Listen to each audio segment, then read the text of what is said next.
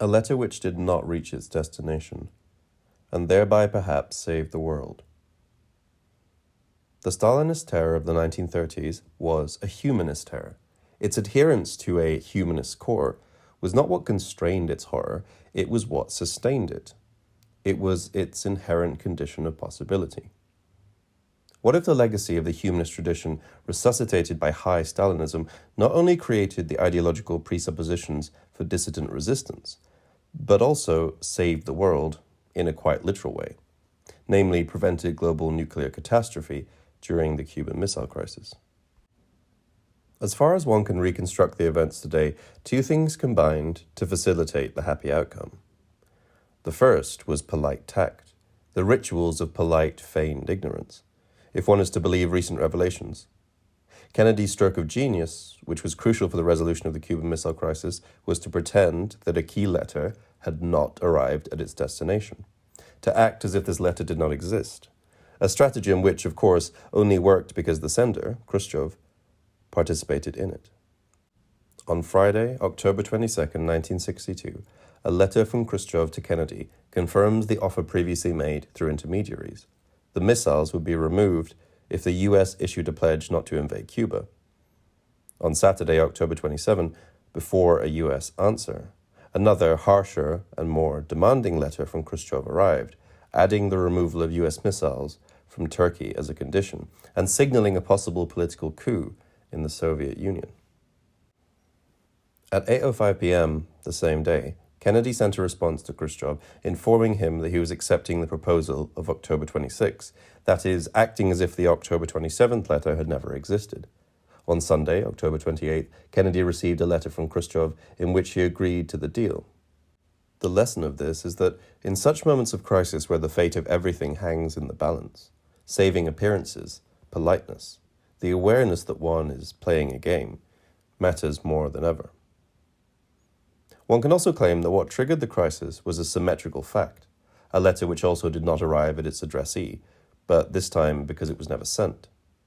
Soviet missiles were stationed in Cuba as the result of the secret mutual security pact between Cuba and the USSR.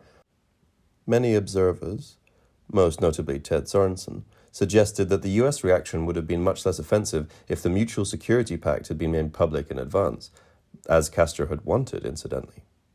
It was the secrecy on which Soviets had insisted that made the US believe that the missile emplacement could have no purpose other than to launch an attack upon the US.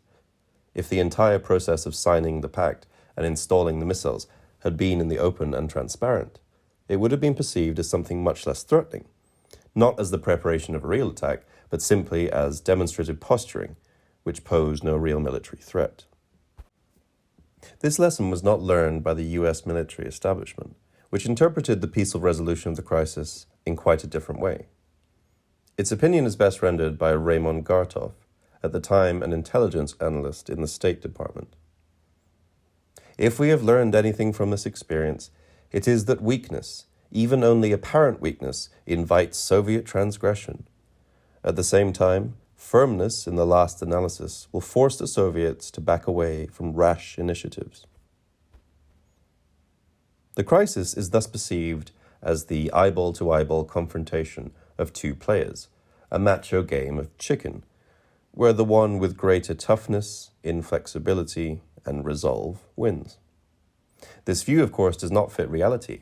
A whole series of details demonstrate Kennedy's flexibility and his concessions to the Soviet need to save face by way of salvaging something positive from the crisis.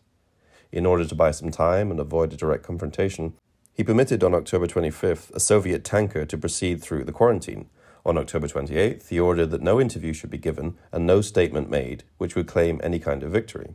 Furthermore, he made an offer of removing U.S. missiles from Turkey, as well as a guarantee that the U.S. would not invade Cuba, in exchange for which the Soviets would withdraw their missiles from Cuba.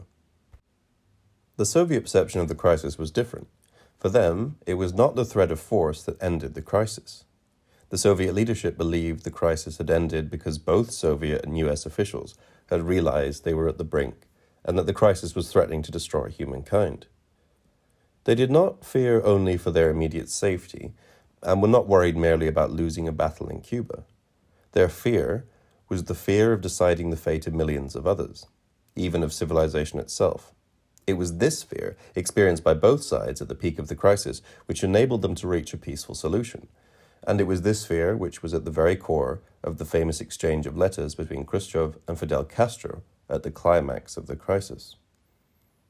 In a letter to Khrushchev on October 26, Castro wrote that, "If the imperialists invade Cuba with the goal of occupying it, the danger that aggressive policy poses for humanity is so great that following that event, the Soviet Union must never allow the circumstances in which the imperialists could launch the first nuclear strike against it. I tell you this because I believe that the imperialists' aggressiveness is extremely dangerous, and if they actually carry out the brutal act of invading Cuba in violation of international law and morality, that would be the moment to eliminate such danger forever through an act of clear legitimate defense, however harsh and terrible the solution would be, for there is no other." Khrushchev answered Castro on October 30th. "In your cable of October 27th, you proposed that we be the first to launch a nuclear strike against the territory of the enemy. You, of course, realize where that would have led. Rather than a simple strike, it would have been the start of a thermonuclear world war. Dear Comrade Fidel Castro, I consider this proposal of yours incorrect, although I understand your motivation. We have lived through the most serious moment when a nuclear world war could have broken out. Obviously, in that case, the United States would have sustained huge losses, but the Soviet Union and the whole socialist camp would have also suffered greatly. As far as Cuba is concerned, it would be difficult to say even in general terms what this would have meant for them. In the first place, Cuba would have been burned in the fire of war. There's no doubt that the Cuban people would have fought courageously or that they would have died heroically.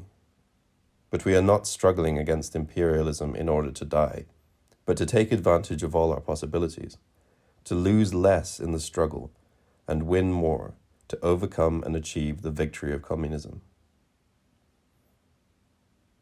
The essence of Khrushchev's argument can be best summed up by Neil Kinnock's argument for unilateral disarmament when he was the Labour leader.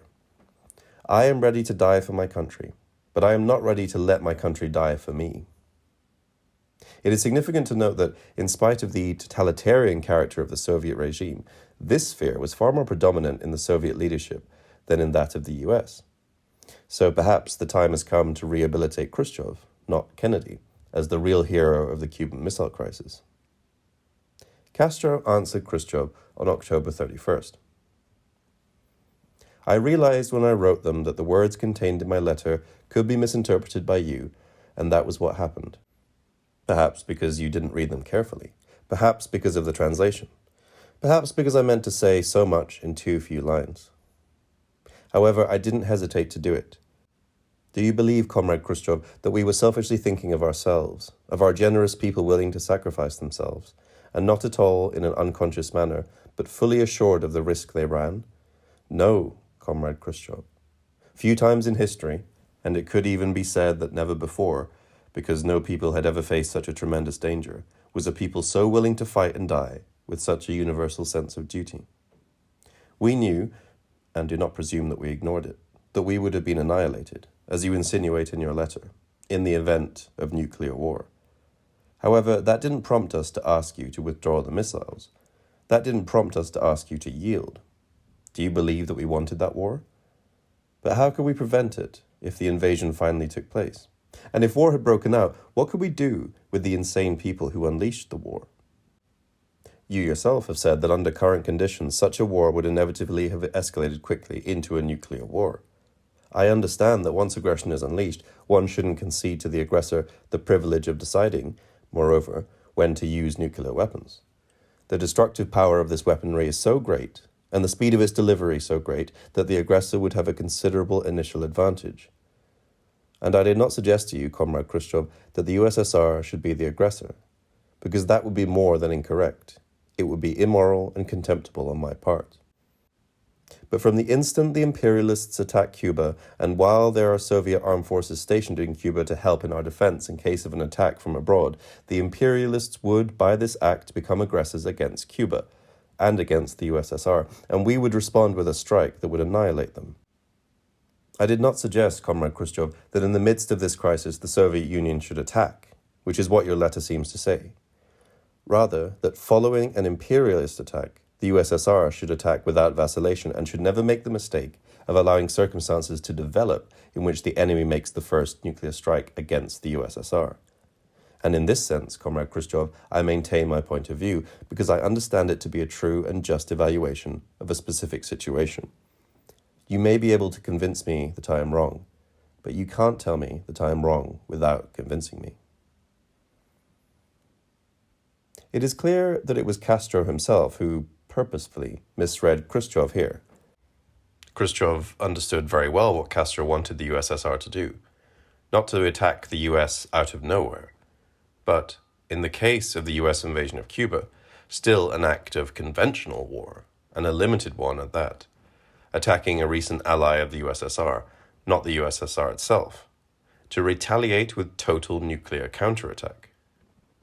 This is what the warning that the USSR should never make the mistake of allowing circumstances to develop in which the enemy makes the first nuclear strike against the USSR can only mean that the USSR should be the first to deal a decisive nuclear strike. Once aggression is unleashed, one shouldn't concede to the aggressor the privilege of deciding, moreover, when to use nuclear weapons. To put it bluntly, Castro was demanding that Khrushchev choose the end of civilized life on Earth over the loss of Cuba. So, again, what we witness here is a confrontation between Khrushchev's humanist considerations, ultimately the legacy of traditional culture resuscitated by high Stalinism, and Castro's ruthless total wager, which echoes Mao Zedong's reflection on the possible annihilation of the human race.